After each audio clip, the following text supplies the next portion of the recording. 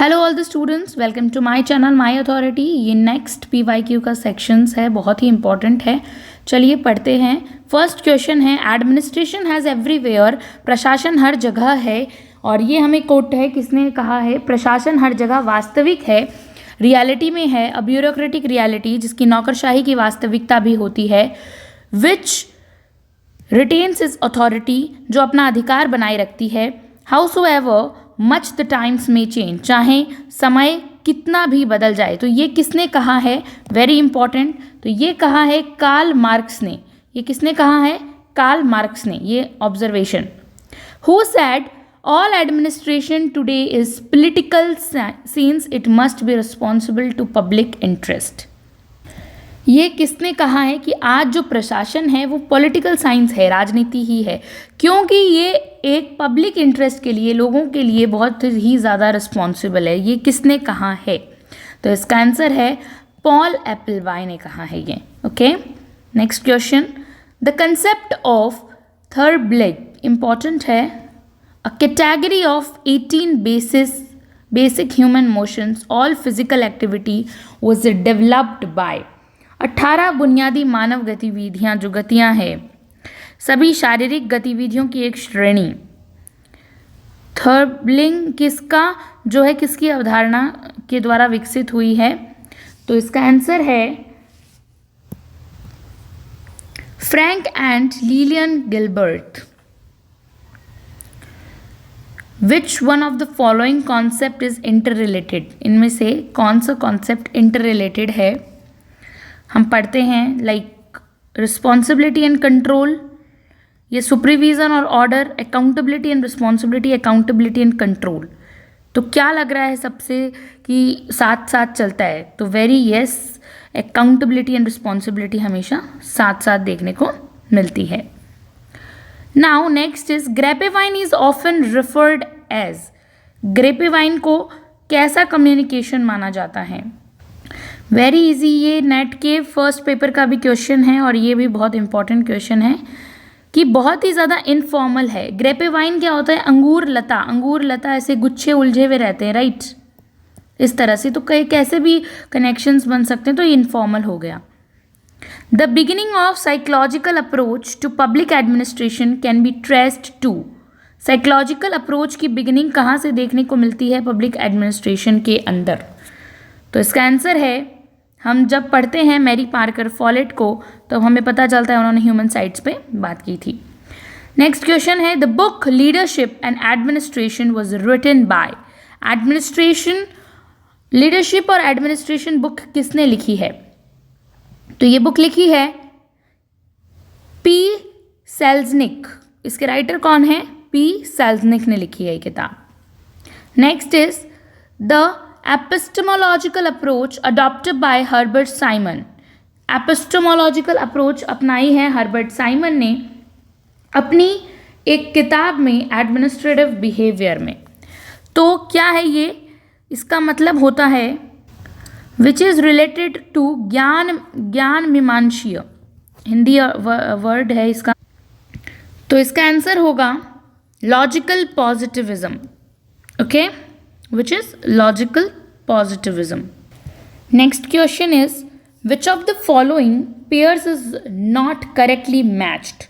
कौन से pair correctly matched नहीं है वो हमें देखना है। Participative, consultative to democratic, bureaucratic, rigid, impersonal, rule oriented, diplomatic यानी सेटिंग गोल्स, डेलीगेशन, ऑटोक्रेटिक यानी नॉन कंसल्टेटिव एंड ऑर्डर्स। तो कौन सा पेयर है जो नॉट करेक्टली मैच्ड है? अब हम देखते हैं कि पार्टिसिपेटिव जहाँ होगा वहाँ कंसल्ट होगा, एक दूसरे से सलाह ली जाएगी, और डेमोक्रेटिक होगा, इसीलिए पार्टिसिपेशन ये सही है। ब्यूरोक्रेटिक हमने पता है रिजिड स्ट्रक्चर होता है और इम्पर्सनल होता है, रूल ओरिएंटेड होता है, तो ये भी सही है।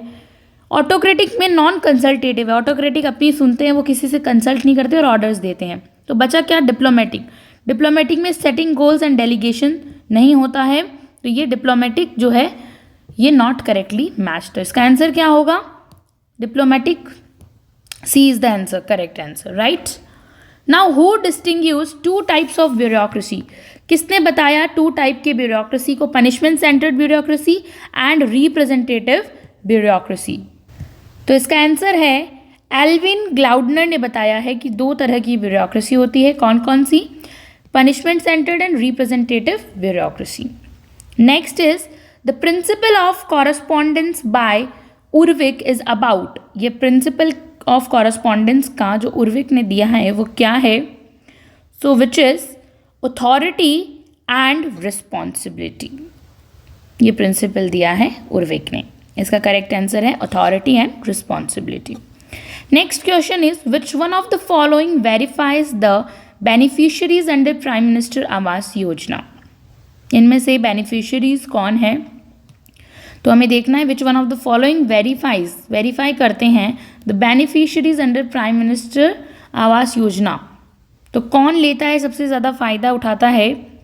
तो gram sabha is the correct answer. Okay, next is which of the following is the reason to observe 24 April as a national Panchayati Raj day? कौन सा रीज़न है जिससे हमें पता चलता है कि 24 अप्रैल को नेशनल पंचायती राज डे है? बिकॉज टू मार्क इन्फोर्समेंट, उस दिन क्या हुआ था? 73rd amendment act.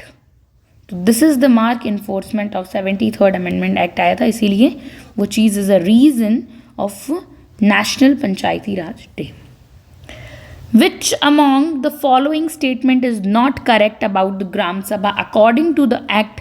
73rd Amendment Act के अकॉर्डिंग सही नहीं है वो स्टेटमेंट।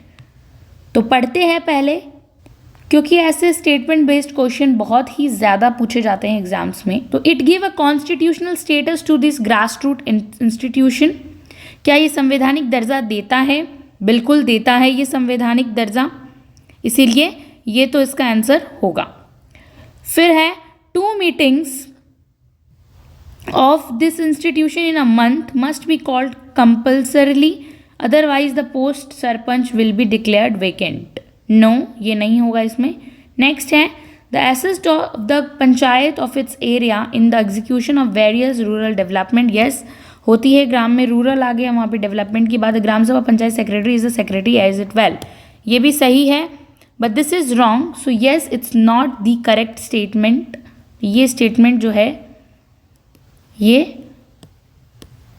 है इसका आंसर कि ये करेक्ट नहीं है। Next question, the presiding officer of Zila Parishad यानी district development council is known as Zila Pradhan कहा जाता है। इन द स्टेट ऑफ, किस स्टेट में कहा जाता है? जिला प्रधान कहा जाता है।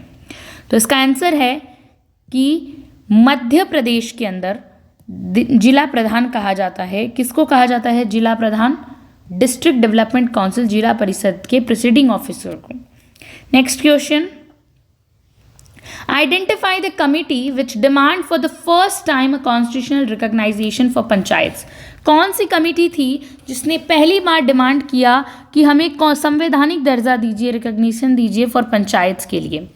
तो इसका आंसर है very important, the Ashok Mehta Committee. Okay, next is the book Development Administration in Asia was written by, ये बुक किसने लिखी है? डेवलपमेंट एडमिनिस्ट्रेशन, विकास प्रशासन इन एशिया। तो ये बुक लिखी है एडवर्ड विडनर ने। किसने लिखी है? एडवर्ड विडनर ने। वेरी इंपॉर्टेंट क्वेश्चन, PYQ में पूछा जा चुका है। Next question, which of the following institution was created in Britain in 1967 to examine the complaints of maladministration? कौन सी ऐसी इंस्टीट्यूशन क्रिएट की गई थी ब्रिटेन में इस ईयर के अंदर, वो जो एग्जामिन करती है कंप्लेंट्स को फॉर माल एडमिनिस्ट्रेशन के लिए? तो इसका आंसर है very important, parliamentary commissioner, okay, in Britain.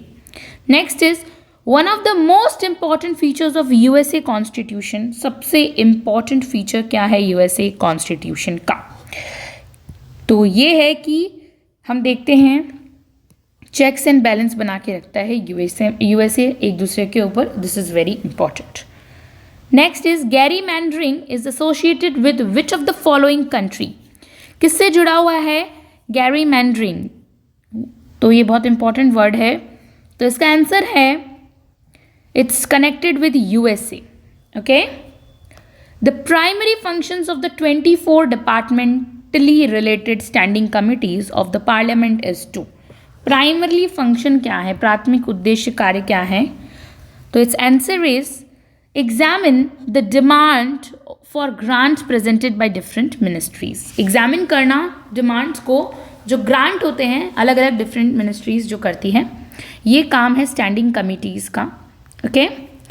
Next question, after how many years since its inspections the present government approved the merger of railway budget with the general budget?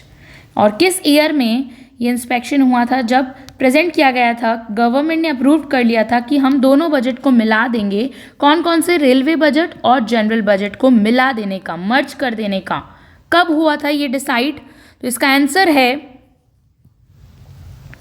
After 92 years ये decide हुआ था कि हम railway budget को और general budget को mix करेंगे, मर्ज करेंगे, राइट? पहले अलग अलग थे. Next question is which of the following is not the objective of disinvestment? Disinvestment का following, which one of the following is not the objective, objective नहीं, उद्देश्य नहीं है डिसइन्वेस्टमेंट का. तो इसका आंसर है corporate objectives. Corporate objectives disinvestment का ऑब्जेक्टिव नहीं है. Next question is which of the following is not punishable under section 3(1)? ऐसी कौन सी चीज़ है जो 3(1) के तहत पनिशेबल नहीं है? Of the scheduled caste and scheduled tribes preventions of atrocities in 1989. It's answer is dumping waste matter in the neighbourhood of scheduled tribes. ये जो है पनिशेबल नहीं माना जाएगा. Next question is which of the following is correct regarding punishment inflicted on a person if he insults और attempts to insult on the ground of untouchability? Untouchability के basis पर अगर कोई इंसल्ट करता है मेंबर ऑफ स्केड्यूल्ड कास्ट का under protections of civil rights article 1955, तो क्या उसको जो है पनिशमेंट दी जाएगी? तो इसका आंसर है मैक्सिमम उसको 6 मंथ की जेल हो सकती है विदाउट और फाइन. फाइन भी लग सकता है, नहीं भी लग सकता है. Which article of the constitution of India guarantees protection from social injustice and all forms of exploitation? कौन सा आर्टिकल है इंडिया में जो बताता है, प्रोटेक्शन करता है हमारे सोशल इनजस्टिस की, हमारे साथ सामाजिक अन्याय हो रहा है, from all forms of exploitation? तो इसका आंसर होगा article 46, right? Which of the following is not a woman empowerment scheme launched by the Union Ministry of Women Child Development? ऐसी कौन सी वुमेन एम्पावरमेंट स्कीम जो है लॉन्च्ड हुई है ministry of women and child development की? नहीं है, जो नहीं हुई है लॉन्च. तो इसका आंसर है स्कीम फॉर एडोलेसेंट गर्ल. ये कोई ऐसी स्कीम नहीं है. जबकि निर्भया हुई है, देन स्वगृह हुई है, वर्किंग वुमेन हॉस्टल ये स्कीम भी हुई है, बट ये एम्पावरमेंट के लिए एडोलेसेंट गर्ल करके कोई स्कीम लॉन्च नहीं की गई है by ministry of women and child development, महिला बाल विकास मंत्रालय. Next is the maintenance and welfare of parents and senior citizen act was passed by the parliament in the year? कब हुआ था ये एक्ट पास्ड? तो इसका आंसर है 2007 के अंदर. Okay. Next question is policy science must integrate knowledge from a variety of branches of knowledge and build it up into a super discipline focusing on public policy making.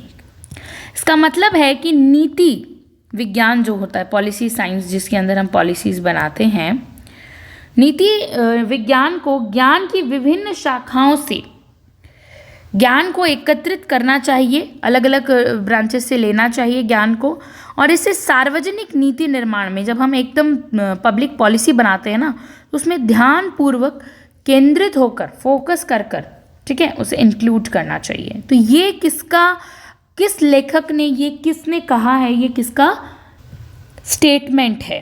तो इसका answer होगा, ये drawer ने कहा है, ये Hazel Dror का statement है।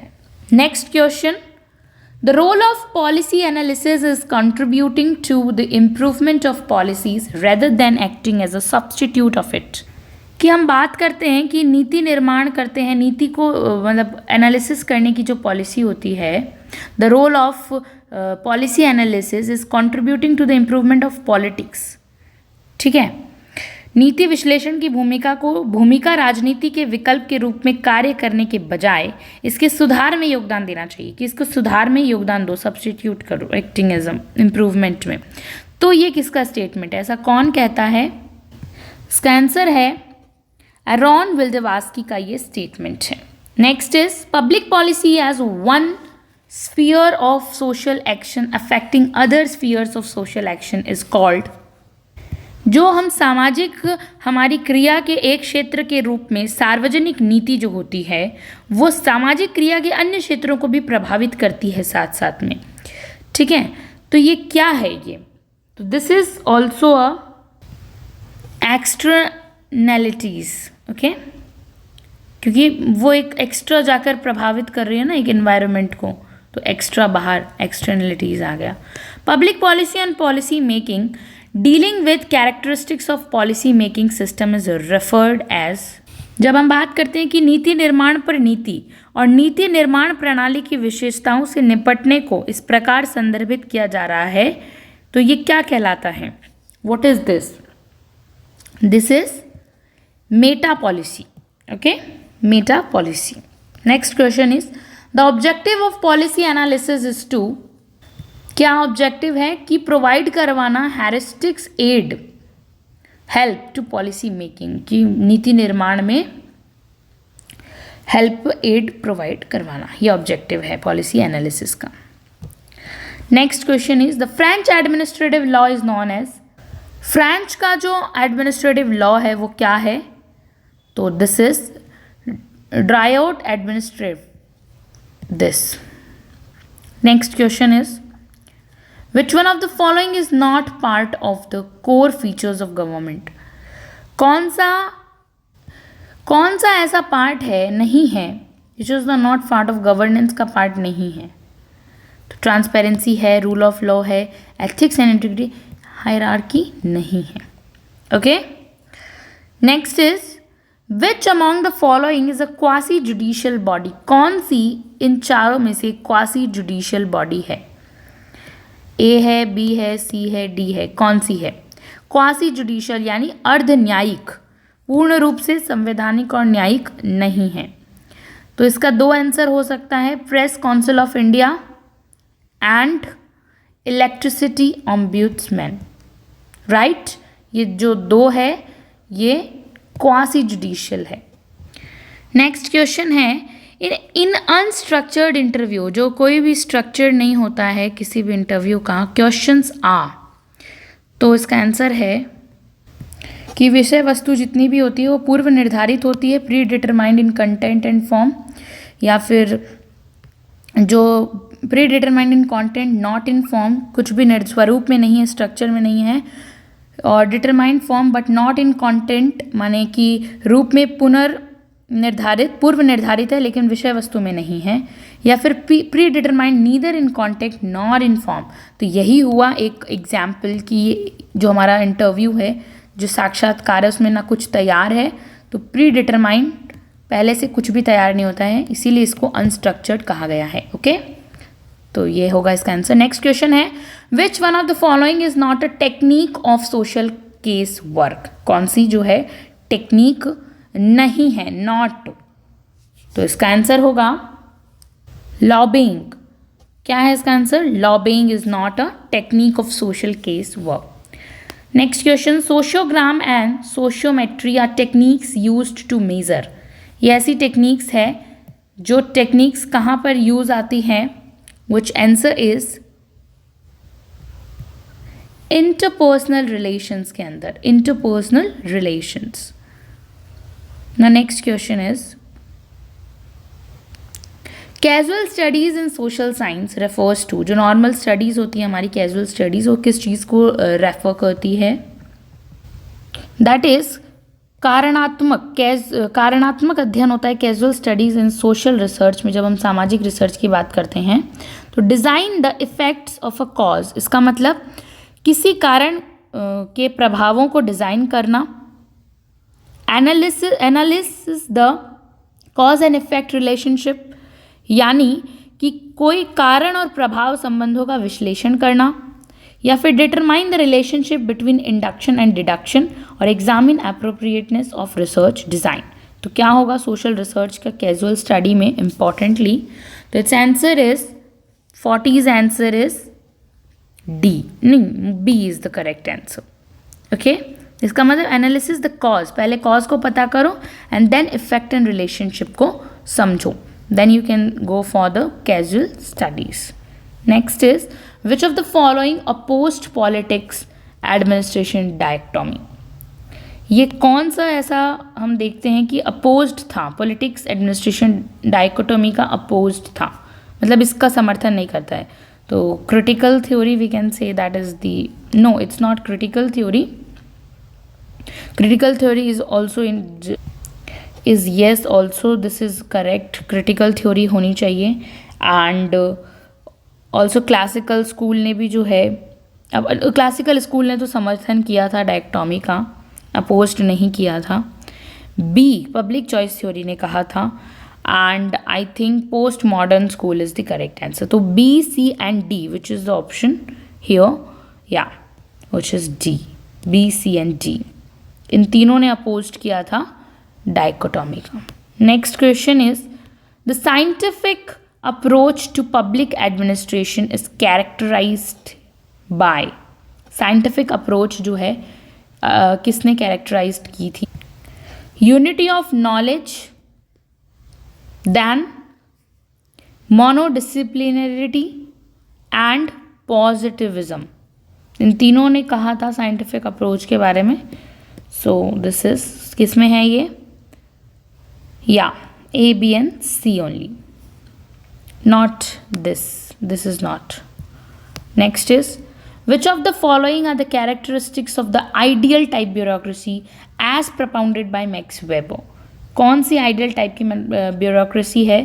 तो officials are organized in hierarchical order, yes this is correct. Then legal authority का समर्थन मैक्स वेबर करते हैं। personal selected of no, administration of functions, this is also not. The correct answer is A and B. A and B is the correct answer.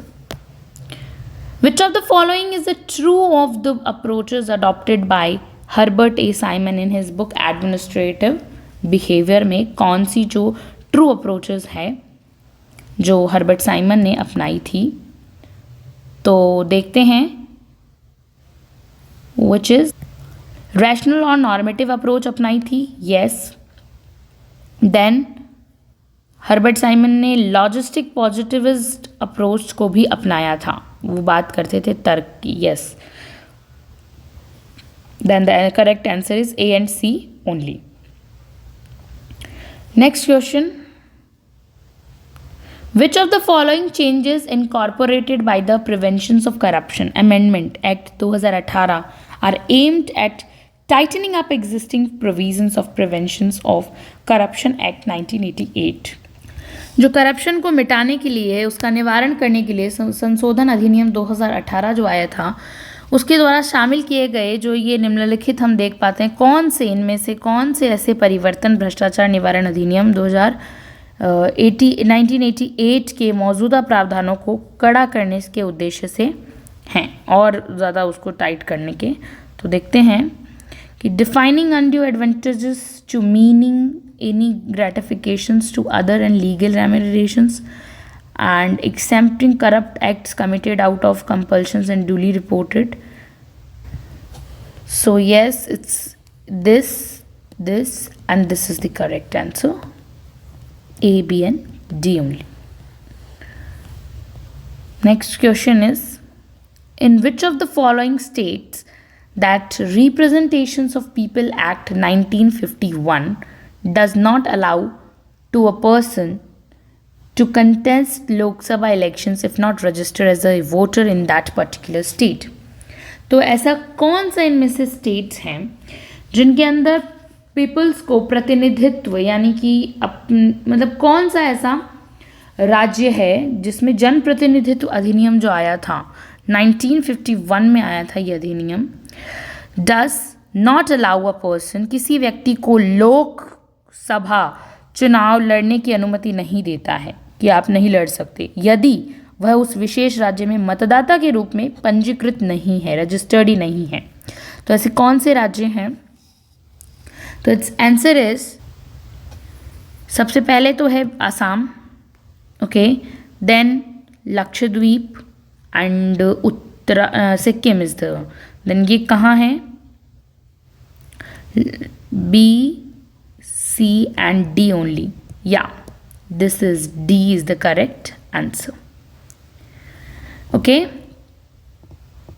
Next question is the doctrine of the placer with regard to dismissals of civil servants enshrined in the Indian Constitution has its origin in. जब हम भारतीय संविधान की बात करते हैं तो civil सेवकों की बर्खास्तगी के संबंध में जो आनंद का सिद्धांत है, which is doctrine of placer, very important doctrine of placer, की उत्पत्ति कहाँ से हुई है? इसकी उत्पत्ति देखते हैं कहाँ से हुई है। तो द कॉमन रूल से हुई है and rule in English civil service से हुई है। So okay, this is the correct answer, A and B, the common law और रूल इन सिविल सर्विस से हुई है। Next question is which of the following are correct regarding establishment of Lokpal in India. तो कौन सा जो correct है establishment Lokpal in India के लिए, तो पढ़ते हैं पहले हम। ये कहता है Lokpal is expected to be comprised of chairpersons and members not existing 6 in number, नहीं, this is not correct. A person who has been chief justice of India और जज of Supreme Court is eligible for appointed as a chairperson, yes. Out of the total members, 50% of expected to be judicial member, okay. Half of the total memberships of Lokpal are reserved for scheduled caste, tribes, other backward classes, minorities. Yes, ये तीनों सही हैं, तो हम देखते हैं कहाँ है। 48, B, C and D only. Yes, B is the correct answer.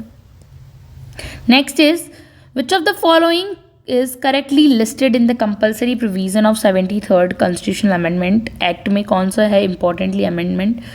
तो इसका आंसर होगा, हम देखते हैं कि each state to set up state finance commission every 5 year. Yes, सभी स्टेट को 5 फाइनेंस कमीशन एवरी ईयर जो है, setup the state finance commission every year. Then tenure of PRIs is fixed 5 years, okay, PRIs. Then voting rights of the members, union, state level and local bodies, no. Organizations of Gram Sabha, yes. Then which is the correct answer of this? A, B and D only. Organization of Gram Sabha is, this is not the correct, then A, B and C is the correct listed compulsory provisions. Next question is which of the following are the features of CLACT according to Fredericks? Fredericks के according CLACT क्या है, तो पढ़ते हैं पहले कि it is a typically prismatic group, prismatic है ये, okay, CLACT, and it makes use of traditional, no, it is retaining diffuse and particularistics goals of a transactional type, yes. It always makes efforts to gain power and protect public interest, no. The correct answer is A and C only. So this is the CLACT here meaning A and C, and this is the typically prismatic group, and it is retaining to particular goals transactional type. Thank you so much. आज हमने 50 questions cover किए हैं, तो this is our PYQ section.